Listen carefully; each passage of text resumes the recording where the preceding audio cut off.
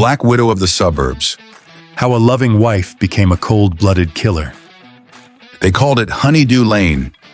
A stretch of manicured lawns, white picket fences, and porch lights timed to blink on at sunset.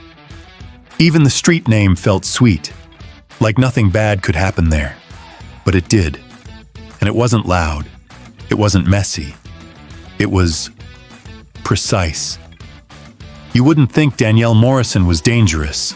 Sunday school teacher, PTA secretary, baked for the entire neighborhood every Christmas. Her banana bread won 2 ribbons at the county fair. They said her smile could melt tension. They didn't notice when it melted into something else. The house at 312 Honeydew Lane had shutters painted robin's egg blue, plastic flamingos on the lawn, and a ring camera that never blinked. But it was the things inside that house that would make Honeydew Lane a crime scene. It started with a whisper. Late October, cool breeze. A neighbor said they heard shouting, muffled, like behind glass. Another said the porch light flickered too long that night. Nobody checked. Danielle's husband, Marcus Morrison, was a retired corrections officer, built like a linebacker, commanding voice. He coached Little League, but every kid knew better than to make him mad, especially his own. Their daughter Maya once told a teacher her dad kept a gun in his sock drawer. That teacher never followed up, just wrote home tension in a file. That file got buried. Marcus was never arrested, never charged. But his disciplinary records at the prison were sealed for a reason. One guard said Marcus could make a man confess just by looking at him. Another said he broke a young inmate's jaw and blamed it on a fall. Still got promoted. Still came home. Danielle stopped wearing short sleeves, stopped volunteering on Tuesdays. I started checking the mailbox at midnight. That year, no banana bread.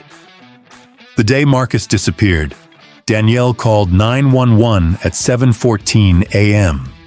Voice calm. She said, "I think my husband left in the night." She said he took his phone, his truck, and his pain pills. She didn't mention the blood on the garage floor, or the smell in the trunk, or the fact that Marcus's phone never left the Wi-Fi range. When officers arrived, she wore pearls, lipstick, fresh cinnamon rolls on the table. She asked if they wanted coffee. They declined. They searched the house. Didn't look in the freezer. The case stayed open, unsolved. Marcus was labeled voluntarily missing. Danielle held a candlelight vigil in the cul-de-sac.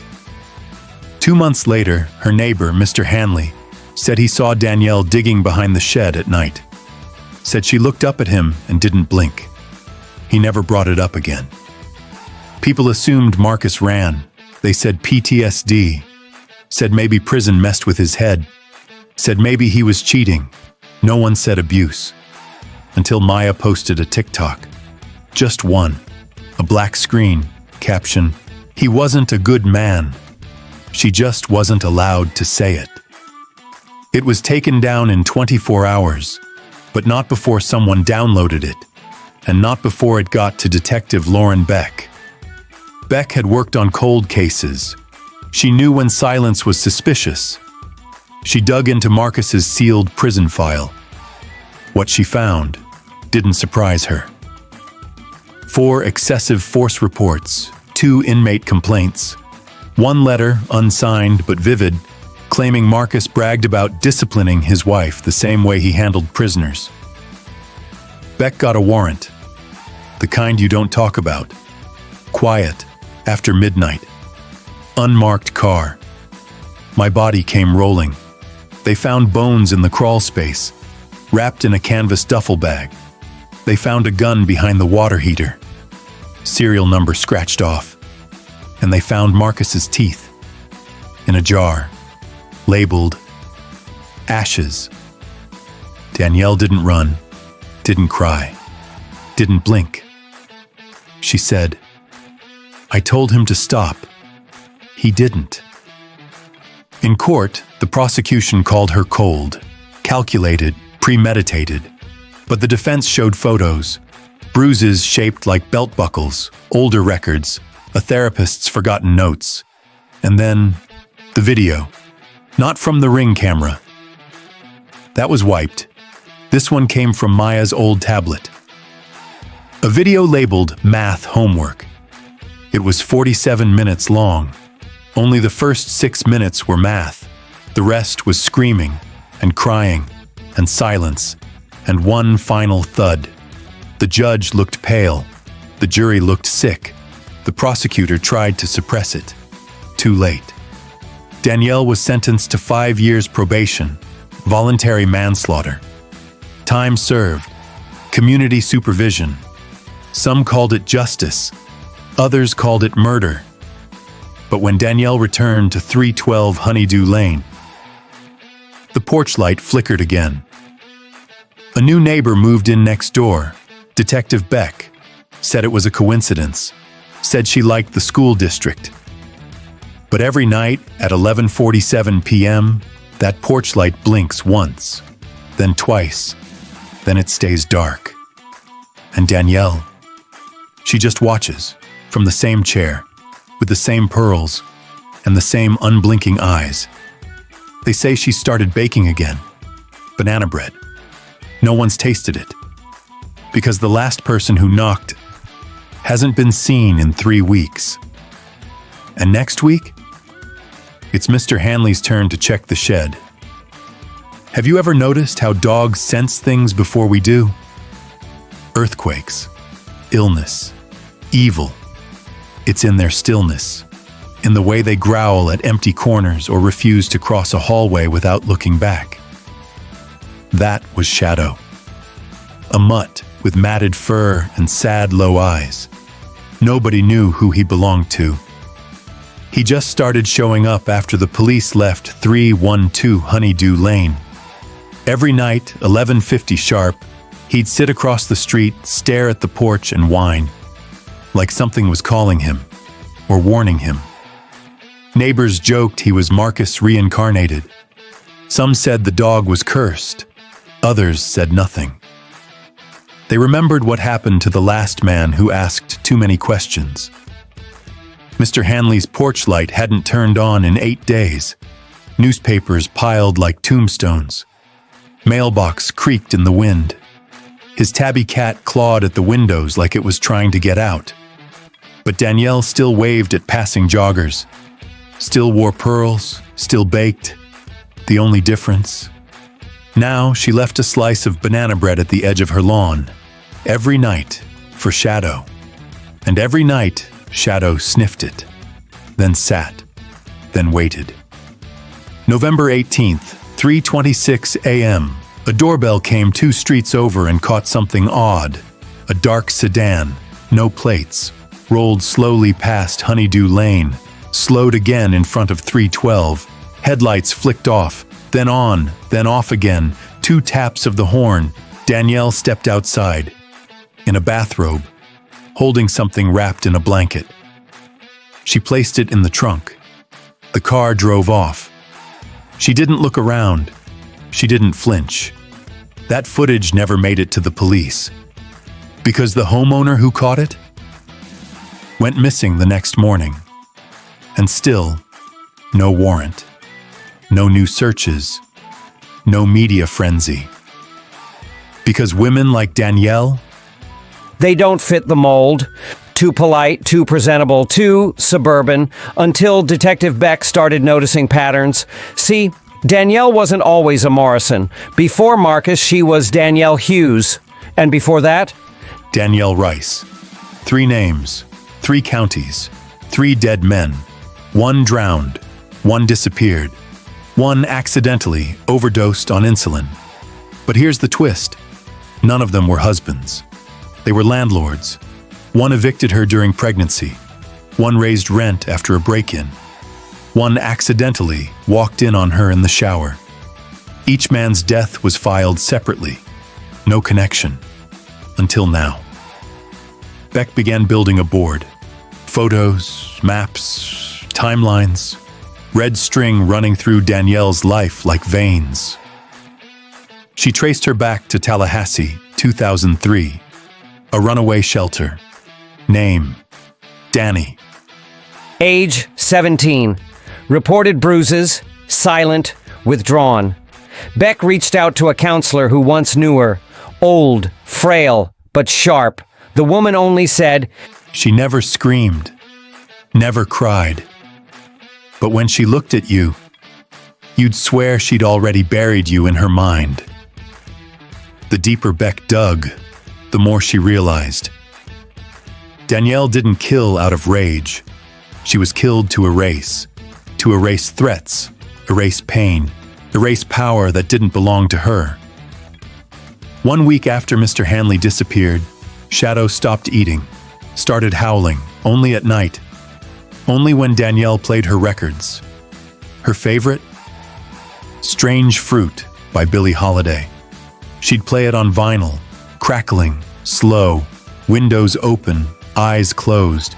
She never sang along. She just listened, still, as if waiting for an answer.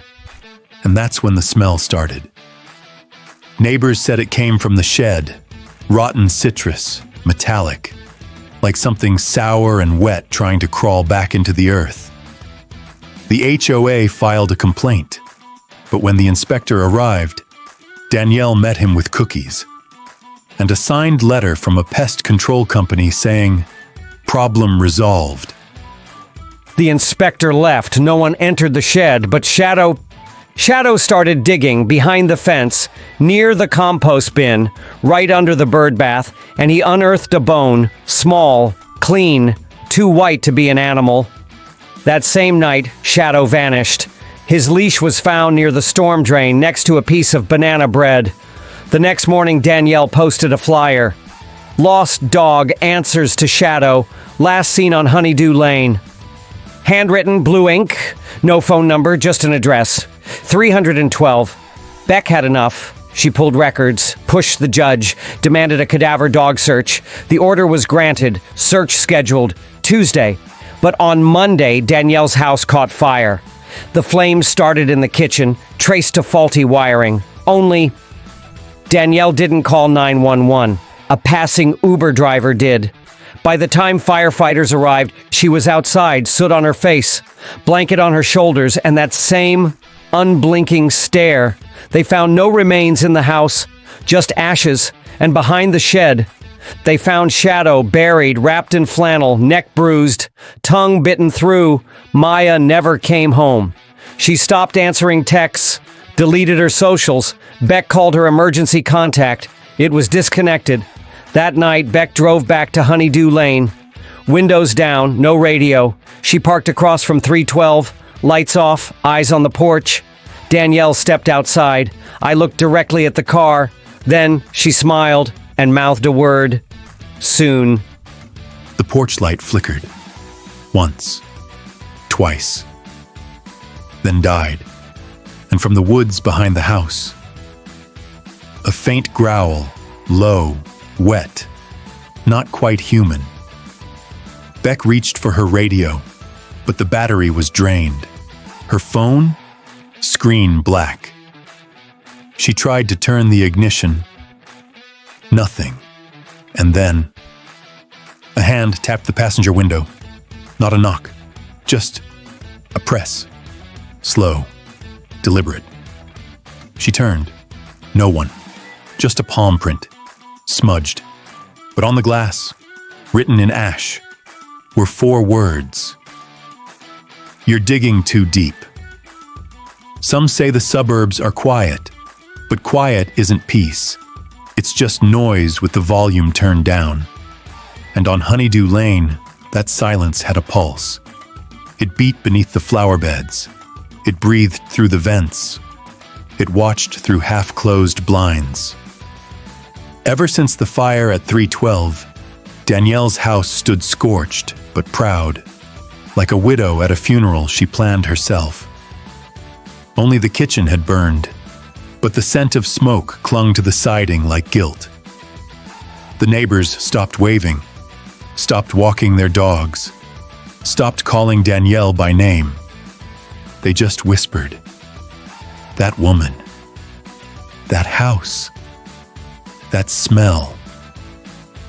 But Detective Beck. She didn't whisper. She watched. She listened. And for the first time, she waited. Because Beck knew the story wasn't over. It hadn't even started. Beck returned to the station 2 days after the fire. Eyes hollow, clothes wrinkled, voice low. She submitted a report.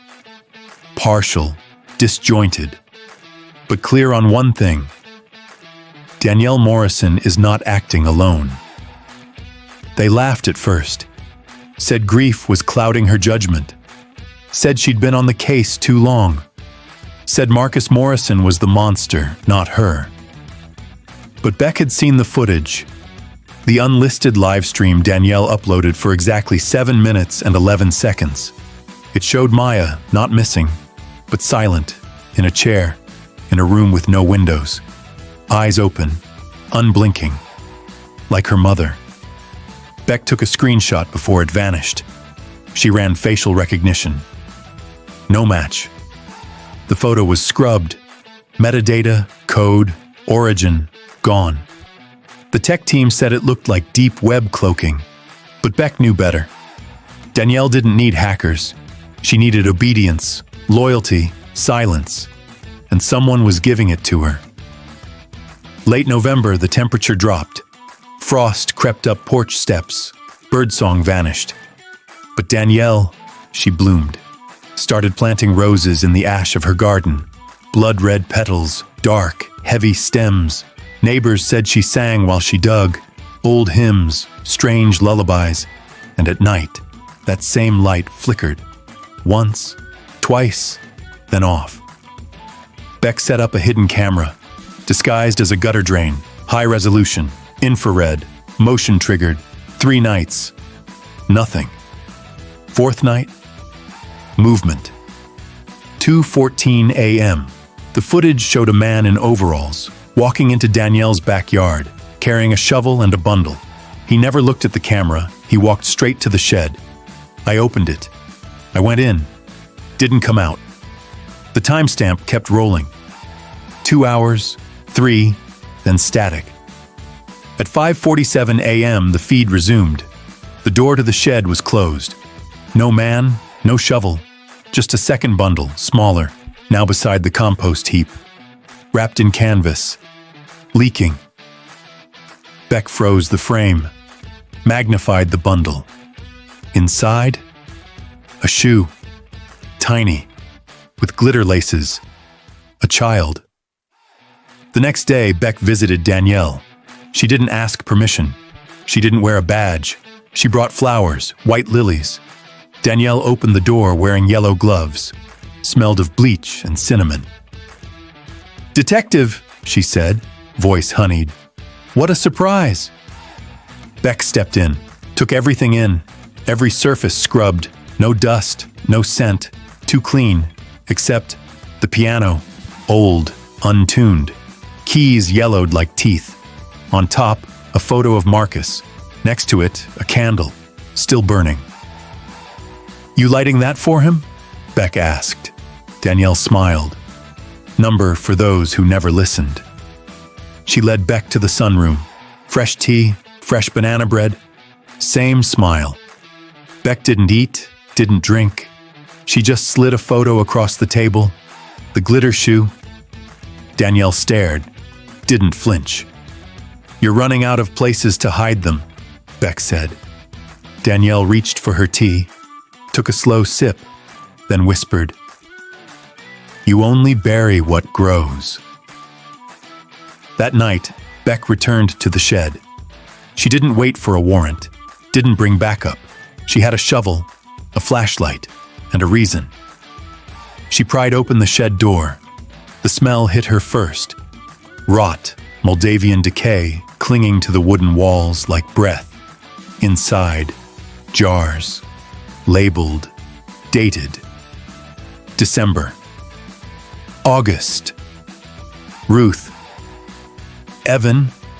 Shelves lined with teeth, locks of hair, baby shoes, wallets. One still had blood crusted into the leather.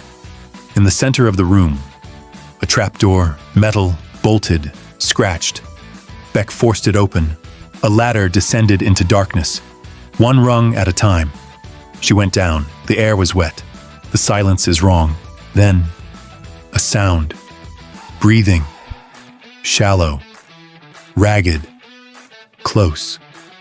She turned the flashlight and saw eyes, dozens, blank, watching, people, caged, emaciated, drugged, and in the corner, rocking.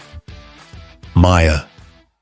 She was humming, a lullaby, the same one Danielle sang in the garden. Her arms wrapped around a stuffed bear. But her eyes weren't hers anymore. They were empty, just like her mother's. Beck radioed for backup, but before she could finish her call, the trapdoor slammed shut. Above her, metal scraped against wood, then silence and footsteps. 2 sets, not one. A voice called down, not Danielle's, a man's. Smooth, measured. You were warned. Then a pause, and the same voice whispered, "You only bury what grows." Police arrived 7 minutes later. By then, Beck was gone. So was the ladder. So were the people. The shed was empty, but the hole was still there. Fresh dirt, blood mixed with ash. Inside the jar labeled December, they found a torn page. Beck's handwriting, just one sentence. "It's not just her." They say the most dangerous lies are the ones told in silence. No words, no screams, just things left unsaid. Honeydew Lane was built on silence, poured into its concrete, tiled into its roofs, painted on its shutters like everything was fine. But silence doesn't mean safety. It means you don't know where to scream. And now the neighborhood couldn't ignore it anymore. Because Detective Lauren Beck was missing, and her last words, scribbled on a torn slip of paper inside a jar labeled December, were the only evidence she was ever there. News vans parked outside 312 Honeydew Lane. Crime scene tape strangled the property line. Reporters whispered theories. Some said Beck fled. Others said she broke under pressure. Only one person refused to leave. Lieutenant Adrian Shaw. Ex-military. Beck's former partner. The one who taught her to question patterns. The one who told her, if they make you doubt your gut, dig until your hands bleed. Now he was bleeding, because something told him Danielle didn't work alone. And what they found in the underground bunker confirmed it. 23 cages, only 5 were occupied. The rest, empty, clean, like they'd never been filled. But the floors were stained, rust-colored. And the smell. It wasn't death. It was fear. Aged. Fermented. And in the far corner, they found a chain bolted into the wall, with dog teeth embedded in the concrete. Shadows. Danielle refused to speak. Not to Shaw. Not to the press. Not even in court. She just smiled. That same vacant velvet smile. Like she was watching the world catch up to a secret she'd already buried. They tried to charge her. Human trafficking. Attempted murder. Unlawful imprisonment. But the charges wouldn't stick. Evidence was circumstantial. Witnesses were either too broken or too loyal. And the one person who could testify? Beck? Gone. But someone was watching. December 3rd, 1:47 a.m. A live stream hit the dark web, low-res, grainy, but unmistakable. Danielle Morrison, alone in her cell. They bloomed, calm,